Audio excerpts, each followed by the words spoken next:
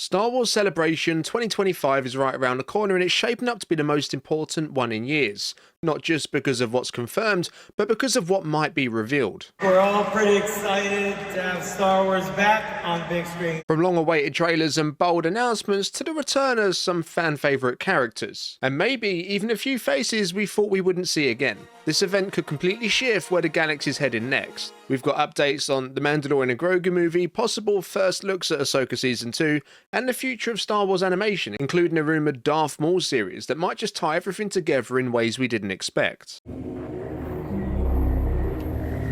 And that's without even getting into the wild speculation regarding Lucasfilm's leadership potentially changing hands. So yeah, there's a lot happening. And by the end of this video, you'll know exactly what to expect, what's likely to drop, and why this celebration could mark the beginning of a whole new era for Star Wars. Just shadows in the starlight. Before we jump in, don't forget to leave a thumbs up on today's video and subscribe to the channel if you haven't already. If you want to catch more Star Wars videos just like this, then you're in the right place. Now without further ado, let's jump into Star Wars Celebration 2025 and what you can expect. Hello there, Star Wars Celebration!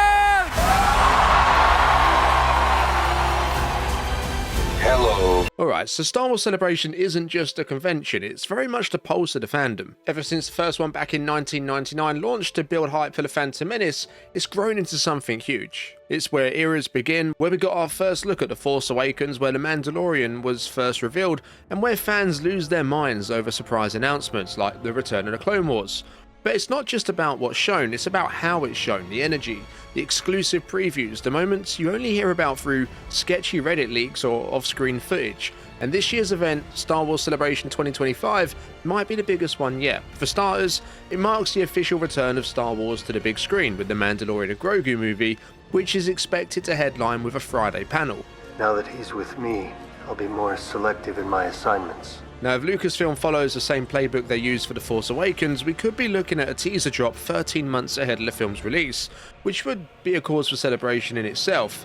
The panel takes place overnight, so if you're in the UK or the US, there's a chance you'll wake up on Friday morning with a new Star Wars movie trailer flooding your newsfeed. But yeah, the film's wrapped and there's barely anything known about the story or the cast, a few bits here or there, so if they're ready to get people hyped, this is the place to do it. But that's just one piece of the puzzle. What fans really need this year is direction. What's coming next? Now we know Andor Season 2 premieres just days after Celebration, and we know Ahsoka Season 2 is reportedly already filming. And there's even talk that that Sean Levy movie could be the next one out the pipeline, but outside of that, things are kind of foggy. This is where Celebration can and should pull back the curtain. Maybe it's time for an updated Star Wars roadmap. Maybe we finally hear about those mystery Disney Plus projects that have been swirling around for a little while now. And yeah, if Ewan McGregor's been teasing a return of Obi-Wan, you better believe Kenobi Season 2 speculation is going to explode the closer we get to Japan 2025. Everything's lining up for this to be a turning point, not just for what gets announced, but for how Star Wars moves forward creatively and behind the scenes. But yeah, this isn't just about what we know is coming, it's about what they haven't told us yet, because Star Wars Celebration is known at this point for having a lot going on behind the scenes that's not printed on the schedule and we just find out on the day. Let's start with Andor Season 2, which drops, as I said, just days after Celebration ends, and if Lucasfilm follows their usual playbook, we'll probably see early screenings at the event itself. Maybe the first 2 or 3 episodes, just enough to get fans talking, and that's where we'll start seeing spoilers pop up online, little clues about the tone, the pacing, maybe even some hints at the first arc story. If it goes up in flames, it will burn very brightly. And the way Season 1 built towards something bigger with every episode, you can bet Season 2 is going to hit even harder. Anyways, then there's Ahsoka Season 2. It's only just started filming, but that didn't stop Filoni from showing sneak peeks back in 2022, when Season 1 had barely rolled cameras. So we could get some early footage again, concept art, maybe a few glimpses of returning characters, and here's where things get really interesting. Will they finally confirm who's taking over the role of Baylan Skoll? Now the name floating around is Rory McCann, the Hound from Game of Thrones, but that hasn't been officially announced yet, so Star Wars Celebration would be the place to do it. And all of this mirrors what they did with Season 1, teased just enough to get the hype going without giving away the whole game.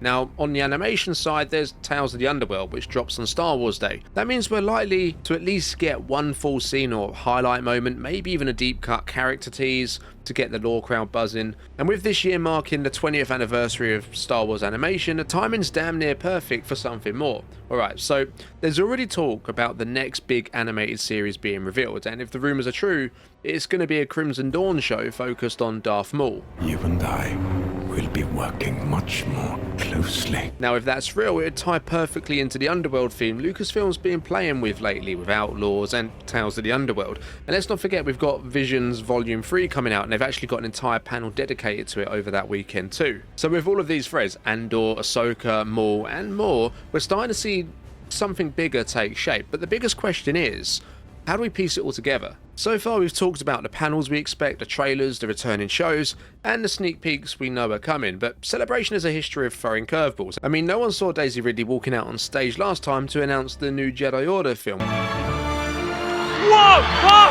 Which probably won't happen. And the Filoni movie, that was leaked just the day before and still caught people off guard.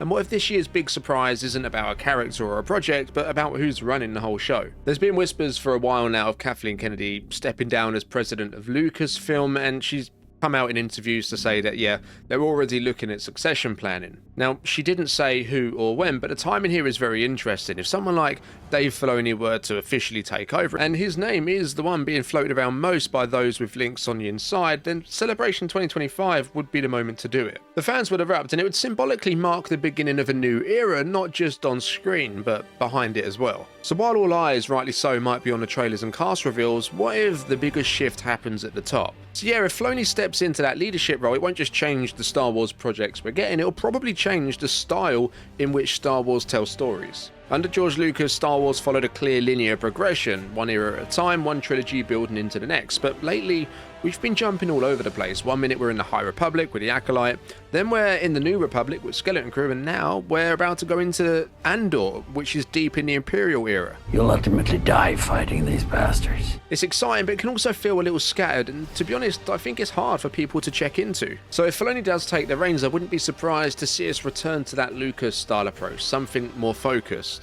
One timeline, one era, stories that connect and build off each other without bouncing between completely different points in history. That could mean a tighter, more cohesive Star Wars future both on Disney Plus and in a new trilogy. And then there's the symbolism of Celebration being held in Japan itself. Star Wars is always drawn from Japanese cinema, especially from the works of Kurosawa. From Jedi robes to the structure of the original trilogy, that influence is baked into the DNA of the franchise. So holding this event in Japan isn't just a location choice. It feels like a statement, a return to the roots, a quiet way of saying we remember where this all came from. And while we're talking about legacy, let's not forget that Revenge of the Sith turns 20 this year. Don't make me kill you. It's being re-released in theatres, and even though there's no official panel confirmed, I'd be shocked if Lucasfilm didn't bring up something to mark the occasion. Maybe Ewan and Hayden show up to talk about the film's impact. It'd be pretty cool if Sam Jackson joins them. After all, he's still in a Disney bubble through the MCU, but that's just my speculation. And if those Natalie Portman rumours are true, that she's showing up in Ahsoka Season 2, her walking out on stage would be the kind of full circle moment fans never forget. Yeah, this celebration isn't just about what's next, it's about honouring the past, revealing the future, and resetting the foundations as they move forward. So anyway, Star Wars Celebration 2025 is shaping up to be one of those rare moments where everything starts to make sense again. The movie drought finally ends, we might see a leadership shake-up behind the scenes, and we'll hopefully get some clarity on where animation, Disney Plus shows, and even Star Wars gaming are heading over the next few years. It feels like a little bit of a line in the sand, a celebration of everything Star Wars was, and hopefully a glimpse of where it's boldly going next. Now personally, the one I'm most excited for has to be the Mandalorian Grogu panel. Just the idea of seeing that first trailer gets me hyped. Star Wars has always felt at home on the big screen to me, and after so long away, it's going to be great seeing it take center stage again. Let me get this straight. You want to work for the New Republic?